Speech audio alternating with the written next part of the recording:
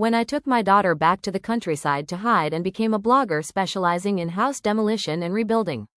Who would have thought that the apocalypse would come? Zombies exploded. The house that I had renovated suddenly turned into a doomsday fortress for the two of us. This is the third month I took my daughter Chloe back to the countryside to be a blogger.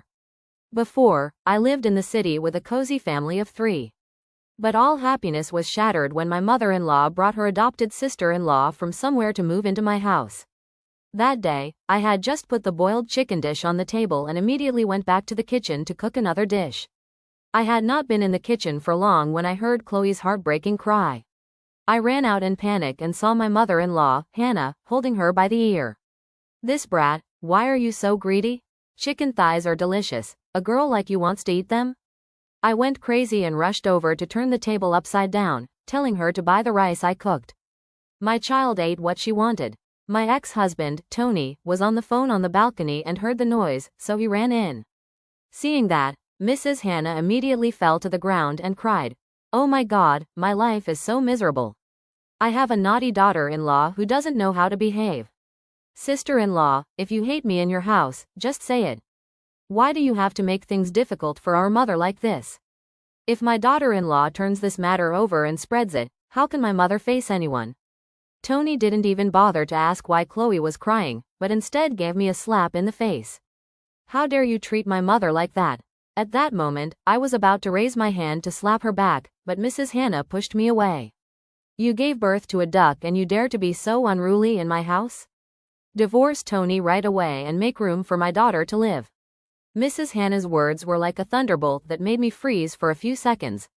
"What did you say? I'm an adopted child. We're not related by blood. Tony is so talented, but he's willing to marry you. But you won't give birth to a son for him. But it's okay, I gave birth to you, Tony. After I gave birth to Chloe, my mother-in-law criticized me for pushing my daughter around and didn't bother to take care of me. She even urged Tony to wait for me to be pregnant again after 3 months. Tony also often coaxed me to give birth to a second child, but I refused, and then suddenly stopped urging me. I thought he had figured it out, but it turned out that his little sister, who came out of nowhere, had his blood in her veins. He really disgusted me. Hearing that, Tony immediately said he couldn't let his family lineage be wiped out until his generation. Do you think it's true? The more I listened, the more my blood boiled. I immediately grabbed the scissors next to me and aimed straight at Tony's important lower part and gave it a slash. Tony felt his younger brother go cold. Aunt Jessica was crazy. Mrs. Hannah fainted on the spot when she saw this, and the little girl rushed out of the room to call for help. Thanks to the timely rescue, Tony's precious baby was considered to be saved. I was suspended for 10 days and fined $2,000. Why only $2,000 fine? What about our loss? Madam, she is your daughter-in-law. Even if we judge her to compensate your son, isn't it still the joint property of husband and wife? No, we don't agree. We request a disability assessment and sue her for intentional injury. The police officer had to come to me. The victim's family requested an injury assessment. We suggested that it would be best for her to go to the hospital. Get a complaint form from the victim. Of course I would go. I just didn't go to beg. The day I was released, I went home first. Their whole family was in the hospital, only Chloe was home.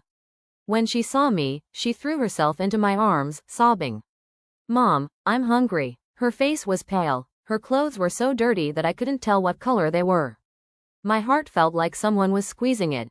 After Chloe had eaten and slept soundly, I went to the bathroom, preparing to touch up my appearance and go to the hospital to find them. After I finished dressing up, I went to the hospital. Their whole family was surrounding the husband's hospital bed. Divorce compensation of $500,000. I stared at Tony, my voice cold as ice. Your family looked at me like I was crazy. You used my family's money to compensate us? The house was divided into $300,000. The savings were divided into $100,000. And the child support fee for Chloe was $100,000, exactly $500,000. It wasn't me who gave it to you, it was you who gave me $500,000. Tony was a teacher at a key high school. The most important thing was his future. If you don't pay compensation, I will expose this to the school so that everyone will know about the scandal between you and your adopted sister. In the end, they had to give in. When signing the divorce agreement, he added a clause that $500,000 included all the child support fees. I sneered and signed. This kind of agreement has no value in the eyes of the law. I took the 500,000 and took Chloe with me. I returned to my house in the suburbs. My parents died early. The old house had been abandoned for many years. The grass in the yard was as tall as a person. My friends suggested that I do a live stream to renovate my old house, so that I can take care of my daughter and earn some money. I heard that this area was about to be cleared. I thought I was about to become a city thanks to land. Who would have thought that the clearance would stop right at my door, leaving only my house and a one-story tiled house. Behind it, no one had lived there for many years. Although it was only a road away, the house opposite had a residential area, with trees, and around the residential area there was also a commercial area, which was quite convenient. I cleaned up a room to stay temporarily and then started the demolition and rebuilding process. The small yard in the countryside was over 100 square meters wide, with weeds growing everywhere. There were several fig trees, peach trees, and grapefruit trees in the yard. There was also a well, but it had been abandoned for a long time. Just by pulling weeds in the yard, I gained more than 1,000 followers. The electrical wiring in her house was broken. I built the old 2-story house myself, installed solar panels, installed outlets and lighting to save costs. When renovating the house, I did everything myself. Following the suggestion of netizens, I built a swimming pool in the 100 square meter yard. Flower beds, lawns, and a small plot of land left over, planning to grow something to eat every day. After transforming the small yard, the number of people watching the live stream increased day by day, plus I was raising a small child alone. Many kind netizens left comments. The mother and daughter were there, in a place with no houses around. It was too dangerous, so security measures should be taken well. I think what they said was very reasonable. This place is in the countryside, the rent is cheap, and it only takes more than half an hour by bus to the city center. Many workers from other provinces rent houses here, but I live in an old house, unlike the residential area opposite, which has security and doors. So I bought bricks, mortar, and cement. I told the builder to build a 50 centimeters thick, nearly 4-meter high wall. There were also many pieces of glass bottles stuck on the wall. My daughter asked the builder to use leftover bricks and cement to build a stove that can be used for stir-frying, barbecue, and baking, a multi-purpose stove in the countryside style. Today, my daughter craved meat. I went to the market to buy half a pig. Just as I put the pork on the cutting board, I heard the ward loudspeaker announce the news of the virus outbreak. Immediately after that, I saw a zombie with white eyes like a hungry beast rushing towards Chloe in the yard outside the gate. I quickly rushed out of the kitchen with the knife that was peeling bones in my hand and aimed straight at the zombie's head. Hit in the head, the zombie fell to the ground. The opposite road was in chaos. I quickly closed the iron gate and pulled out everything that could move in the house, blocking the iron door. After finishing all these things, I carried Chloe upstairs. Mom, you and I are so dirty and smelly. My heart ached. I looked down and saw some dark brown stains on her dress. I quickly hugged her. It's okay, Mom, take Chloe to take a bath to smell good. Get rid of all the bad smell. I took her into the bathroom. Just as I turned on the hot water, Chloe suddenly grabbed my hand. Mom, I'm dirty. Am I going to turn into that guy? I squatted down, smiling and shaking the shower gel bottle in my hand. How is that possible? Mom has a secret weapon. Look at this refreshingly fragrant shower gel. The microscopic cleansing particles are like tiny soldiers that can blow away all the dirt on your body. The bad smell will also disappear. After bathing, we will be smooth and refreshed without being greasy. Mom, it smells so good. The scent is just like the one in our yard. The scent of that green grapefruit tree is exactly the same. I helped the little girl rinse off the foam. That's right. When my mother was little, my grandmother often picked grapefruit leaves in the yard and boiled water for my mother to bathe in. My grandmother said, grapefruit leaves are a good thing that can bring blessings. We will definitely get through the apocalypse safely. After taking a shower, I took out my phone to check. The messages on my phone had jumped to 99 plus. The authorities emphasized that everyone must not go out. Zombies move quickly, only attacking their heads can completely destroy them. We must close the door and wait for rescue. I also saw a live stream by someone who claimed to know everything about the apocalypse. She said that the zombie virus was caused by people using contaminated food, sold by a dishonest businessman in a certain country, and broke out simultaneously worldwide, only our country was still persistent in controlling the virus. She calculated that even if our country tried its best, it would take at least 3 years of effort to control it. And the price to pay would definitely be very high when everyone should download the radio app on their phones and stock up on clean water, preparing for a long stay at home. Many people commented below that video saying she was spreading panic to attract views. Zombie as low-level creatures, in front of hot weapons, are nothing. We don't need 3 years, 3 days to control the virus. I don't dare to be so optimistic. Although I have built a stove and filled a wall with firewood, the firewood will eventually run out. After putting Chloe to sleep, I went downstairs to check the supplies. The bathroom cabinet was full of toilet paper, sanitary napkins, diapers, talcum powder and other personal items. If I use it sparingly, it won't be a problem for a year or 2.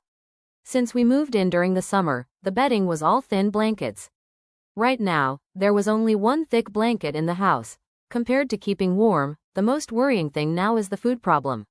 I quickly went to the kitchen to check the kitchen stock. The good news is that when I bought oil, salt, fish sauce and these spices, I had stocked up a lot. It should be enough for 2 or 3 years. The bad news is that the market right in front of my house usually buys whatever I want to eat. I don't have the habit of stocking up on vegetables. I took inventory of the supplies I had. There were 2 bunches of green vegetables, 4 tomatoes, and half a bag of potatoes on the floor. In the kitchen cupboard, there were 10 eggs, a bag of flour, 2 bags of rice, 3 boxes of noodles, and half a pig I bought today. Next to it was a bucket of water containing 5 fish. With so little meat in the house, how could we ensure the supply for Chloe and me? While I was thinking, my eyes were drawn to the amount of water, and I suddenly realized that out of the 5 carp, 3 had big bellies. If these carps could give birth, we could be self-sufficient in fish meat in the future. Thinking of this, I released the fish into the full pond in the yard.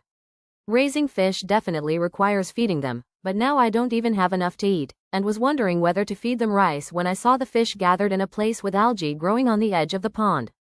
Unexpectedly, the algae used to be cleaned in the pond once a week. Now it was food for the fish. I went into the kitchen to process the pork and flour. In the evening, I ate freshly made steamed buns.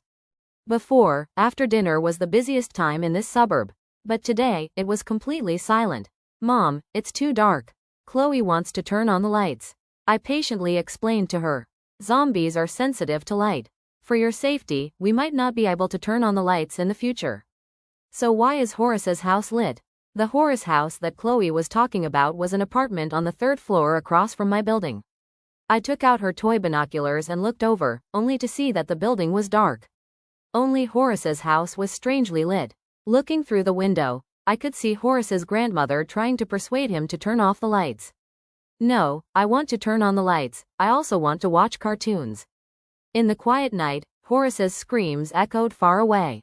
He clearly knew that zombies were sensitive to light, but he still dared to turn on the lights. The zombies that were loitering on the street heard the noise, as if they had suddenly found a target. They rushed towards Horace's building. Fortunately, the elevators and stairs in their apartment building all required a card to enter. Zombies couldn't get to the 2nd floor, but all the residents on the 1st floor were in trouble. The survivors on the upper floors saw this and opened their windows to curse the Horace family. What's wrong with your house? You knew you shouldn't turn on the lights, but you still turned them on. Not only did you lure zombies into the residential area, but you also killed the people on the 1st floor. What's wrong with children turning on the lights? Why did my family kill them? It was clearly their fault. Buying a house on the 1st floor was so dangerous. After putting Chloe to sleep, I turned the brightness of my computer down to the lowest level. In the dark, I browsed through websites that downloaded and saved instructions for making organic fertilizer, agricultural selection techniques, fruit tree planting techniques, and documents related to aquaculture. Then I downloaded her favorite cartoons for her children. Sleepless stories, video lectures by famous teachers in the 9-year general education program. Prepare for her to learn when she grows up. When I woke up again, Mom, wake up, Chloe is hungry, it's already morning. I hurried downstairs to make formula for her, and I ate porridge. While waiting for the porridge to cool, I opened the kitchen cupboard to boil another egg for my daughter. The eggs in the cupboard were all chicken eggs bought from the countryside. While washing them, I discovered something was wrong. The egg was too light, floating on the surface of the water. Was it spoiled? There was no rotten smell. I held the egg out to the sunlight. Then I saw the shape of a chick. Could it be that the egg was about to hatch into a chick? I hurriedly took the remaining eggs and took them out to the sunlight to take a look. Of course, the other eggs also had the shape of chicks inside. If these chicks all hatched successfully, it didn't mean that Chloe and I would have endless eggs and chicken meat in the future, it was just that the chickens would cry. The cry would definitely attract the attention of the zombies outside the gate, but if we didn't raise them, we wouldn't know how long the apocalypse would last. Sitting and waiting to starve to death was not an option. I was about to go to the computer to download a breeding guide and study it carefully. As soon as I went upstairs, I saw Chloe was interested. He was making a video call to his ex-husband Tony. I was furious. I went upstairs and grabbed the phone and turned it off. Who allowed you to call your father? It wasn't you who called, it was your father who called. I had consulted a lawyer before. Even if he had given you alimony and signed an agreement, if Chloe needed to spend a lot of money in the future, she could still ask Tony Chu for support, so I didn't block him. But now I immediately blocked all means of communication with him, then coaxed Chloe, admitting that I had wrongly blamed her. What did Dad say to you? Dad asked if you were in the countryside, asked if we had food at home, you said Dad would come find us. My heart sank. If my ex-husband came looking for me, he would definitely want to take over my daughter and my place of residence. But now the city center had fallen, it was not easy to escape from there. While Chloe was drinking milk, I started learning how to incubate chicken eggs online. There was an article that said that making a collar for a rooster could reduce crowing. I decided to give it a try. I went online to download instructions on raising livestock, caring for postpartum sows, and preventing common diseases. Since I had a background in education, I downloaded a set of combat techniques for women. After that, I started incubating the eggs. I found a covered box, put a layer of old clothes at the bottom of the box, arranged the eggs neatly inside, covered the mouth of the box with a cloth, and finally lit an incandescent light bulb, plugged it in, and put it in the box. I called Chloe over. This is a baby chicken. Can I wait a while for it to hatch so I can raise it? Can I really turn into a baby chicken? Sure, it will hatch in about 7 days. After that, besides eating, sleeping, and occasionally following me to the yard to water the vegetables, Chloe hardly left the cardboard box. The Shanghai cabbage and white cabbage in the yard are very vigorous, have grown much larger, and will be edible in a while. I also found some small dandelions and some clean vegetables in the lawn outside. The peach tree is not sweet because it has no fertilizer, but now it is not picky anymore.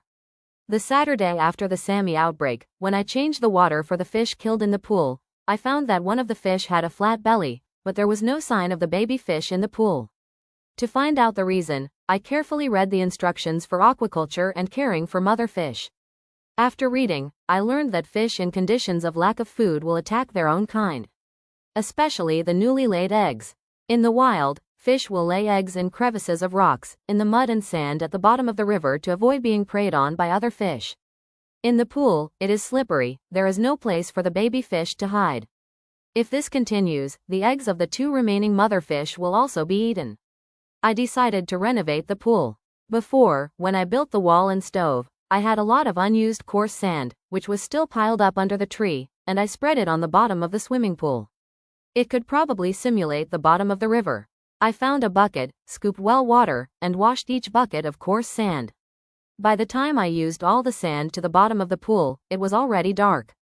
Because I couldn't turn on the lights, Chloe and I had a simple meal and then went upstairs. Because I was in a strange space, I couldn't sleep at night. I looked much more haggard. The next morning, I went to the kitchen to cook rice and found that the faucet was no longer running. Fortunately, there was a well and a solar panel in the house. Losing water and electricity didn't affect me much. But the residential area opposite wasn't so lucky. I went out to the yard to prepare well water to cook rice. Suddenly, I heard the residents in the opposite house screaming miserably. Please don't kill me. This scream. In the quiet space, it had a strong penetrating power. I hurried up to the 2nd floor, hugged Chloe who was trembling with fear, and took the toy binoculars, looking towards the residential area across the street. The person who made the scream was an old man around 60 or 70 years old. A big guy broke into his house. The big guy was forcing the old man to the window. Downstairs, countless zombies had gathered and heard the noise and came over. The big guy was about 1 meter 80 tall, with a fierce expression. A man in the hallway saw him bullying an old man like that, extremely angry, and wanted to go out to reason with him. It was really unreasonable. But his wife held him back. That was a thug, getting involved would be troublesome. The child is still so young, if I go out, something might happen. What should you and the child do? The man fell silent after hearing this. Everyone in the building knew that person's temperament.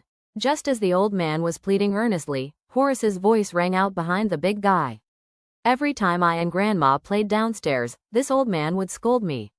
Sometimes he said I was littering, sometimes he said I was stealing other people's toys. I hate him to death. Dad, hurry up and deal with him. Hearing that, the man let go of the old man. The old man immediately fell down the stairs full of zombies. Let's see if he dares to scold me and Grandma again. The thug said, "Which family do you hate more? Wait until I finish eating this old man's food, then I'll go to that house to avenge you." Although I couldn't hear the conversation in the hallway, I still felt dangerous. My wall could only resist zombies, it was completely incapable of resisting madmen like that thug. I had to do something. Wait until the residential area opposite was robbed by him, then it would be dangerous.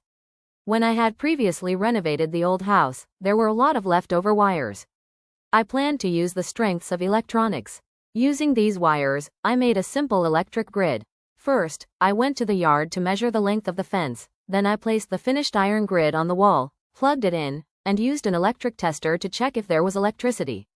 The electric grid was very power consuming, so I only planned to turn it on when I went to bed. A few days later, Chloe happily came to me. "Mom, the chicks have hatched." Since the chicks were still small, I assigned her the task of taking care of them.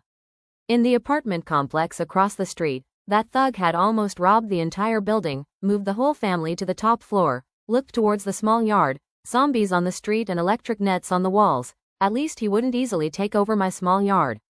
But I'd seen enough movies to know that the electric net wasn't enough to isolate me from him, so I started practicing martial arts every day. The 2 remaining mother fish in the pool next door had also finished spawning. If you looked closely, you could see tiny baby fish in the sand crevices. That evening, I took out the tomatoes from the refrigerator and prepared to use the tenderloin to make tomato meatball soup. Why was one of them rotten? I remembered from the book that sliced tomatoes could grow if planted in the ground. I went out to the yard and pulled out all the flowers I had planted before. Planted the tomatoes. Tomatoes could be planted, potatoes could be planted too. The next day, I used scissors to cut the sprouted potatoes into small pieces. Sprinkled them with wood. As the book says, leave it in a cool place for a few days before planting. Then take a hoe out and start digging. There are too many potatoes. There was no more room for planting in the flower bed. I grabbed a few handfuls of weeds and threw them into the pond to feed the mother fish and the baby fish. I picked another handful of young grass and prepared to feed the chicks. As soon as I entered the room, I heard the crisp sound of broken glass from the apartment building opposite. I went up to the second floor and looked towards the apartment building opposite. A girl covered in injuries was lying on the cement floor outside the entrance. On the second floor was the ferocious face of that thug. Just when I thought the girl would die in the zombie's mouth, the girl miraculously stood up and staggered towards the entrance. I saw a zombie about to bite the girl's arm that was swiping her card in the nick of time. An arrow carrying a whirlwind accurately pierced the zombie. The girl had successfully swiped her card to open the door. The direction of the arrow was the third building opposite them. Looking through the window, I could see a girl about 16 years old concentrating on pulling her bow. "Hurry up and go in, I can't hold on much longer." But the girl in front of the door was fearless. She used her body to block the door, preventing it from closing, and kept banging on the door, attracting the zombies who were distracted by the arrows, then looked at the girl shooting the bow. "Don't waste your arrows on me." Very quickly, the girl was knocked down the stairs by the zombies. The thug also understood what the girl wanted to do. The door was now open. After the zombies finished off the girl, they would definitely rush into the building and surround him. The thug was about to go downstairs to close the door when the mother of the girl who he had just kicked down, not knowing where she got the strength to get up and hug his leg. No matter how he kicked and punched, she wouldn't let go. This thug was really too cruel. There was no one in the entire apartment complex who didn't hate him. He really hoped that he would be dealt with by the zombies, but before the thug could be bitten by the zombies, the thug's son, Horace, had already run over and slammed the door shut. The girl and her mother also staggered to their feet after a while, joining the zombie army. The thug was now out of danger. He stared viciously at the girl's house and shot the arrow. "Just you wait, I won't forgive you." I was secretly worried about the girl. Luckily, there were zombies outside now. The thug didn't dare to leave the building. That evening, while Mr. Chloe was telling a story, I heard the roar of a helicopter in the sky. Why was there a helicopter? Could it be that the authorities had already controlled the epidemic? I hurriedly opened the window and saw a helicopter roaring overhead. The direction of the helicopter was the apartment complex opposite. The helicopter hovered over the apartment complex for a while. Instead of landing to save people, it used a loudspeaker to continuously broadcast. "Everyone, don't give up hope. The authorities are still working hard to carry out rescue work. Please protect yourself and wait for our rescue." The loudspeaker combined with the roar of the helicopter engine attracted the attention of the zombies in the apartment complex. When all of them were attracted, the helicopter suddenly changed direction and flew out of the apartment complex. The zombies also ran after it. Before flying away, they deliberately dropped down dozens of supplies. The helicopter didn't come to save people, it just came to drop some supplies and conveniently clean up the zombies in the area. The people in the apartment complex were happy, but I couldn't be happy because the direction of the helicopter was my courtyard. If the helicopter flew over my yard, so many zombies would definitely break down the fence. I quickly took the flashlight on the bedside table and shone it towards the helicopter. The helicopter saw the flashlight shining in the yard and changed direction in time. I breathed a sigh of relief and used binoculars to observe the situation opposite. There were no more zombies on the road now. I was very worried that these survivors would come out of the apartment complex. They would unite and attack my yard again. But I didn't expect them to target building number 3 first. It was that thug Shui Yu again. He pretended to divide all the supplies among everyone in the apartment complex. Then he told them to open the package of supplies. Inside was a bag of compressed biscuits, 2 bottles of mineral water, and 2 boxes of chocolate. These things could last for several days. Now there is no water, no electricity, no rescue. Won't we starve to death after eating? I heard from the security guard that the house on the top floor of building number 3 has stored several food trucks. You'd better come with me to building number 3 and share a portion. I am the apartment manager. My access card can be used in all buildings. I can help you swipe your card into building number 3. When you get food, remember to share a portion with me. When everyone heard about the food trucks, their eyes lit up. There were also some houses that had leftover food. They didn't want to rob others, so they retreated. The thug told Grandma Horace to take his son back first, then led a group of people to building number 3. Seeing this, I subconsciously used the flashlight to shine on the girl's window several times, wanting to remind her, but the girl's curtains were tightly closed. Chloe was playing with her toys, and when she saw me using the flashlight to shine elsewhere, she wanted to play with the flashlight too. No way, she can play with her toys, but my drone just won't fly. Can you help Chloe? The drone she said was a small drone was sent by a fan. I suddenly realized that I could use the drone to save the Archer girl. Now the zombies were actually lured by the helicopter about 2 kilometers away, to somewhere in an abandoned factory.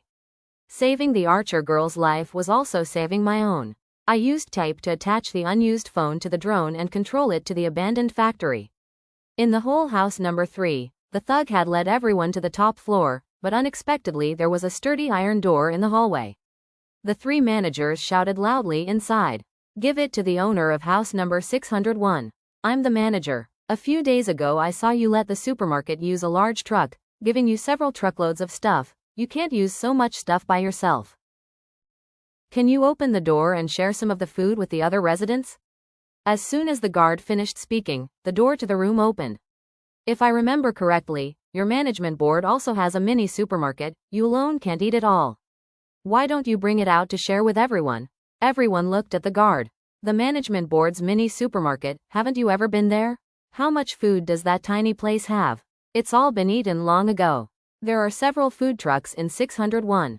You're alone. There are more than a dozen of us. Why don't you hand over the food? We'll leave as soon as we get the food. We absolutely won't make things difficult for you. We absolutely won't make things difficult for me. Then what about the people who were thrown down the stairs by the guy behind you? You made that kind of person not afraid of him getting the food. You included you too? The guard was a little embarrassed. The helicopter didn't even dare to land. Who knows how long it will take for the authorities to come to the rescue. If we get the stuff today, at least we won't starve to death. If we don't get it, we'll all die. Hearing this, one of the undercover agents pushed the manager away. Stop talking, quickly break the lock. I'll see who dares to break the door. They don't dare shoot arrows. Break it for me. The fat guy took out a fire extinguisher and slammed it hard on the iron door. The girl actually dared to shoot arrows. He was so scared that he wanted to run away. The thug grabbed the fat guy's collar, pressed him against the iron door, and said to everyone, "We've blocked it, break it for me." The thug directly hit the fat guy's head with a hammer. In the crowd, there were a few cowards who turned around and ran away. It was only one person who died. What are you running for? Right at this moment, one of the people who just ran down the stairs ran up again. Oh my god, a group of zombies suddenly appeared in the hallway. The people who just went down have all become zombie food. In my house, there are still my elderly parents and young children. Miss, please open the door and let me in. Are you trying to trick me into opening the door? There is no door. At this moment, a drone with a phone flew towards them. The thug unconsciously swung his hammer and knocked the drone down. Although the drone had been knocked down, the phone attached to it was still playing lively music. The thug thought more and more about what was wrong and ran down the hallway. Seeing the leader suddenly run away, the others were stunned for a moment and looked down the stairs. There really are zombies, open the door and let us in. The girl on the third floor slammed the door shut. She didn't understand why so many zombies appeared in front of her house. She went to the window and looked out of the apartment building through high-end small binoculars. She saw a girl about 25 to 26 years old holding a toy binocular in her hand and a remote control in her other hand in front of the window of a building opposite. She pointed the binoculars at me. Thank you. Ever since the thug smashed the drone, I stopped paying attention to the noise outside.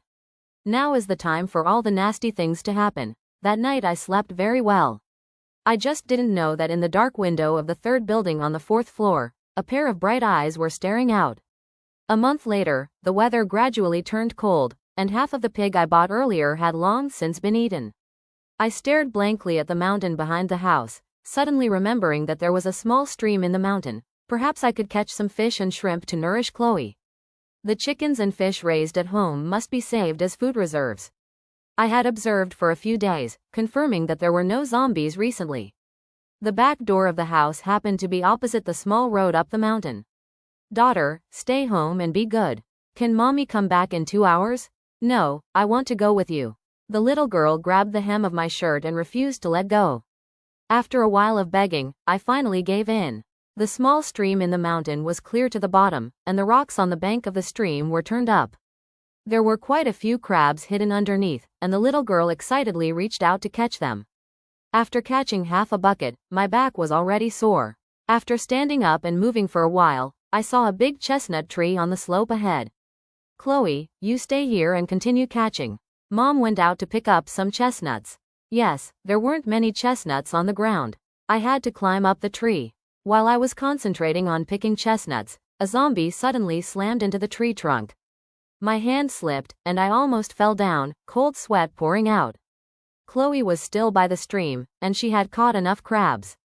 Mom, the zombie heard the sound and immediately turned around and rushed towards my daughter.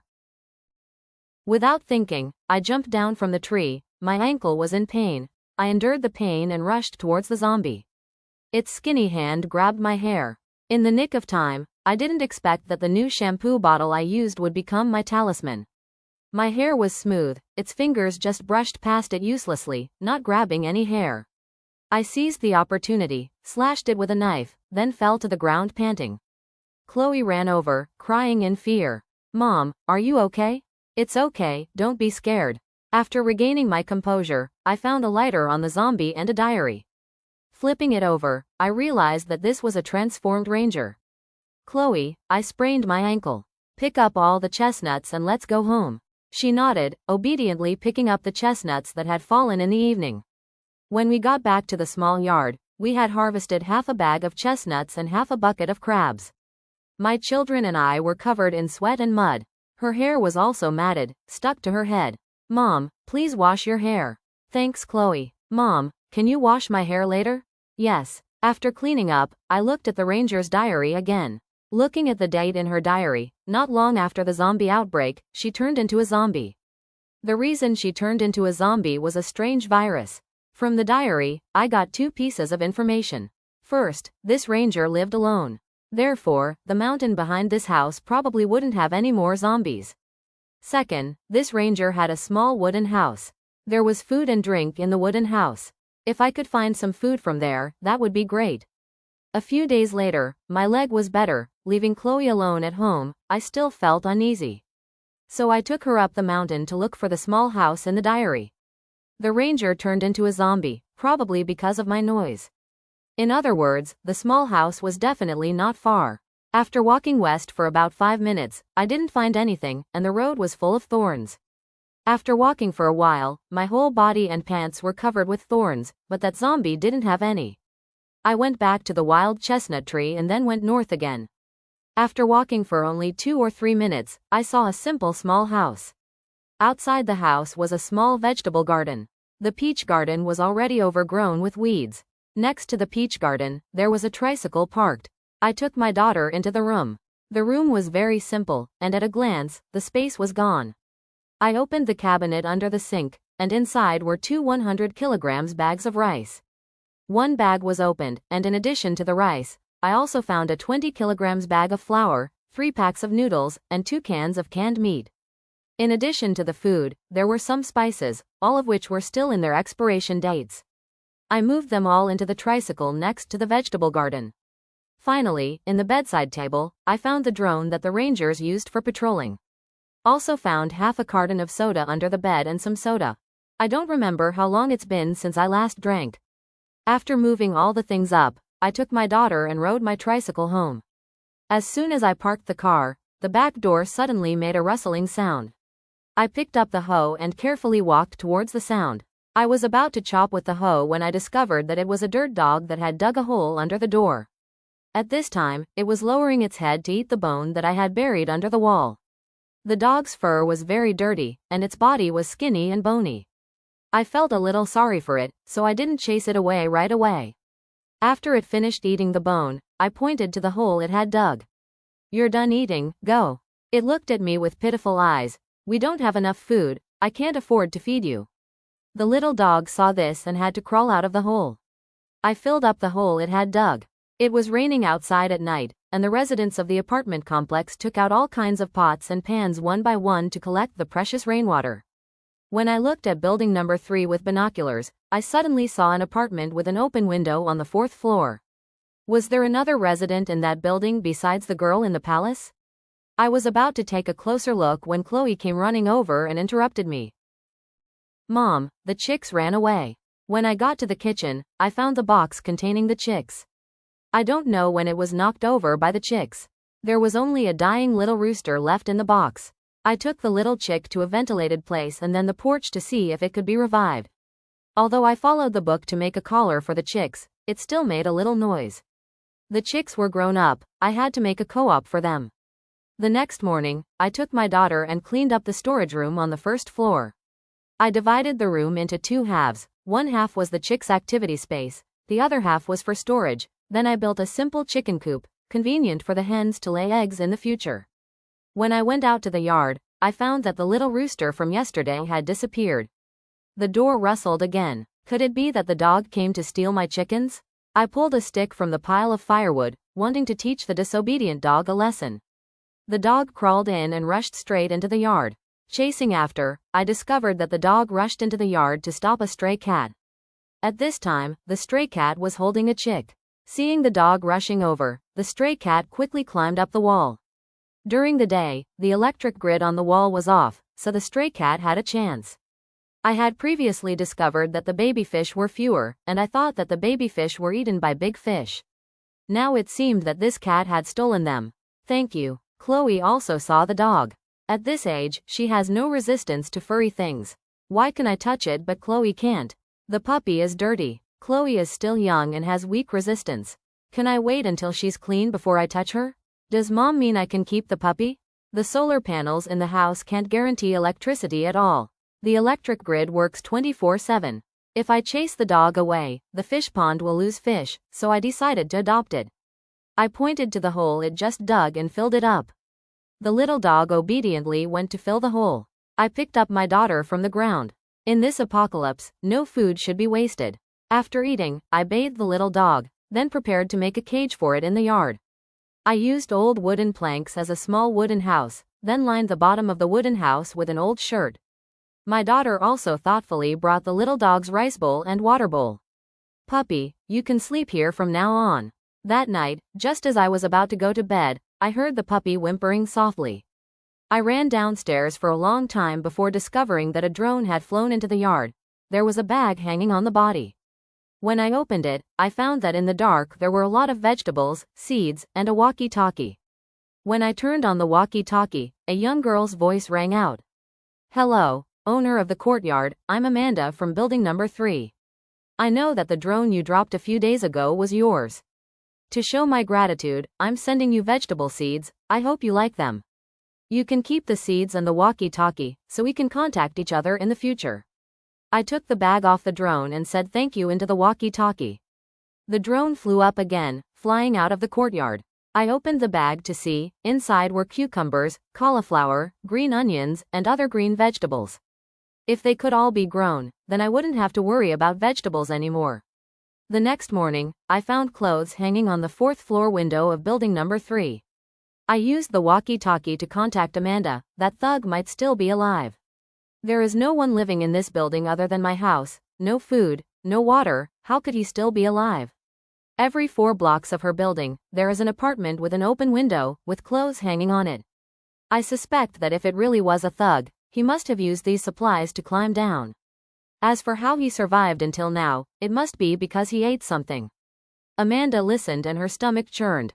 It rained heavily last night. The zombies' sense of hearing and smell were all scattered. The thug had most likely left at that time.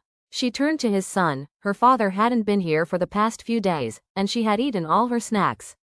She started to get angry with her grandmother. She wanted to eat king crab. She wanted to eat lobster. Grandma Horace covered her mouth in panic. "There are zombies outside. Don't scream anymore. I will find a way to find food for you. Go find some for you quickly. If you can't find it, you will scream again."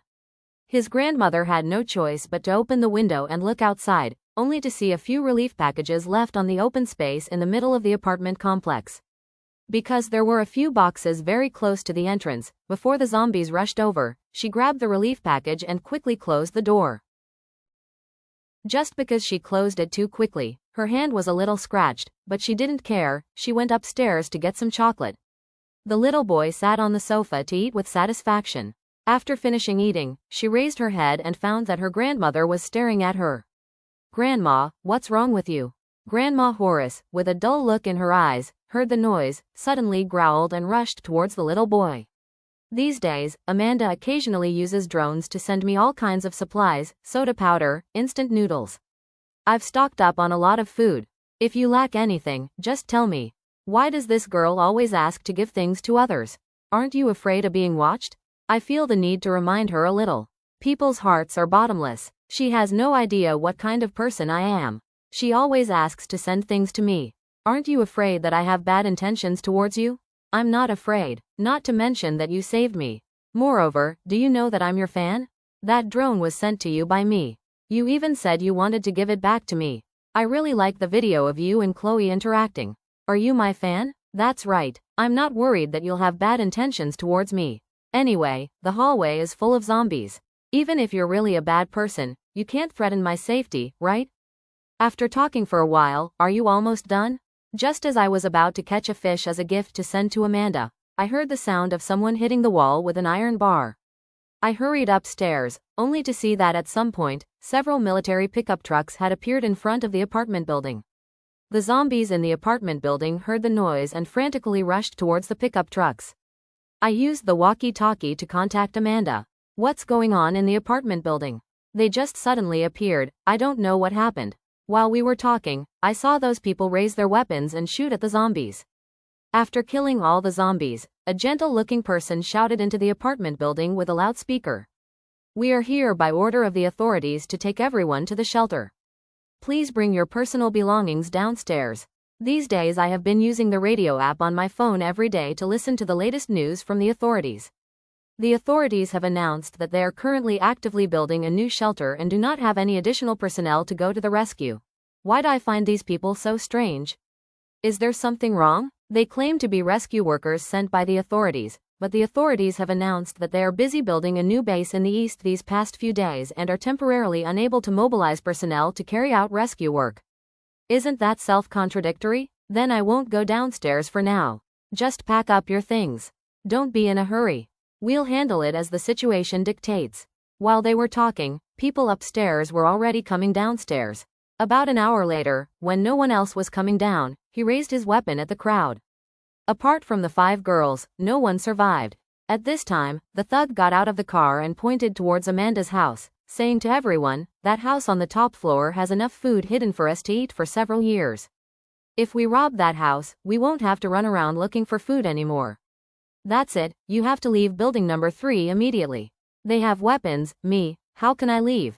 I used binoculars to observe the terrain of building number 3. There was an iron door in front of her house, they could not enter for the time being.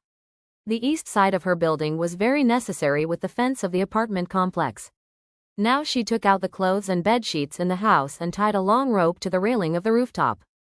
Then before those people entered the door, she jumped down. Okay. While Amanda was making the rope, I was still using the walkie-talkie to talk to her. "What do you normally cook with?" "I have a whole gas chamber for cooking." "Okay, after you're done, turn on all the gas valves." "Are you planning to blow them up?" "This is the best result I can think of. Although it will cost you supplies, relatively speaking, you will be much safer. Otherwise, with that petty personality of that thug KKA, even if you escape from the 6th floor, he will not spare you." "I don't mind giving up anything. Even if I don't blow it up, I will become theirs. I don't want to benefit them." At this time, a group of people had arrived outside the iron door. When they broke the door and rushed in, the fire caused by the breaking door. The sparks directly exploded the room. The explosion on the 6th floor startled the 5 men who were guarding below. Taking advantage of the moment, the attention of the people below was focused on the explosion. "Go downstairs quickly. I'll wait for you at the gate." Everything went smoothly, but unexpectedly, the girls saw the explosion in the building and rebelled. It's just that they overestimated their strength. They were immediately restrained by the men, who took out ropes to tie them up. One of them discovered Amanda coming down from upstairs. Look, a few people saw this and immediately surrounded her. Amanda took out her bow and arrow and shot at the man who discovered her first. The other 4 raised their weapons at the same time. Amanda didn't have time to dodge, a candy hit her arm. "I'll come over here right now, wait for me." "Absolutely don't give up. They have guns, it's useless for you to come over." "Don't go over, you still have a daughter to take care of." "Don't be an irresponsible mother, or I'll kill you." "No more bows and arrows." They laughed sinisterly and rushed towards Amanda. Just when she thought the movie was over, a girl picked up a rock on the ground and smashed it straight into a man. The others were encouraged, rushing forward to grab the weapons of the remaining 3 men. There was a woman with both hands tied, even biting her with her mouth. Amanda endured the pain in her arm, picked up a bow and arrow, and finished off a man, then a second arrow. When the 3rd arrow was fired, the man took the opportunity to push the girl who was biting him away and raised his weapon, intending to shoot Amanda dead. "Shoot him quickly." She was about to shoot when a large hand from behind grabbed her neck. While she was suffocating, she smelled a burning smell. A person burned beyond recognition appeared before her eyes. "If you don't, I'll tear you to pieces." When Amanda woke up, she opened her eyes to see Chloe's lovely face. "Mom, she's awake. How is she? Is she feeling better?" "Sister, where is this?" "This is my house. What if something happened to her?" After they robbed the apartment complex, Chloe and I wouldn't be able to survive. "Don't think too much, it's all over. I've let those girls stay." Everyone, together, drag all the supplies from their truck back to the courtyard. In addition to rice, noodles, self-boiling flour, sausages, canned food and drinking water. There was also a small pig running around, and all the weapons were confiscated. In order to stay here for a long time, we plowed for half a month, dug a secret tunnel right in the yard, connecting a tent straight to the tiled house behind. We cleaned both the front and back yards to make a vegetable garden, sowing all kinds of vegetable seeds. The backyard was also used to build a chicken coop, raise a pig and a few chickens. Every early morning, the group divided up the work. Some watered the vegetables and hoed the soil, some fed the small animals. In the afternoon, I dragged everyone out to practice martial arts. Having once crossed the line of death, no one dared to be careless. The chimney in the small yard slowly emitted wisps of smoke among the ashes of the apocalypse. We used these hands to build a small piece of sky filled with hope. If you find it interesting, please give Sleepless a like and a sub. Thank you for watching the video. Don't forget to leave a comment for everyone to read.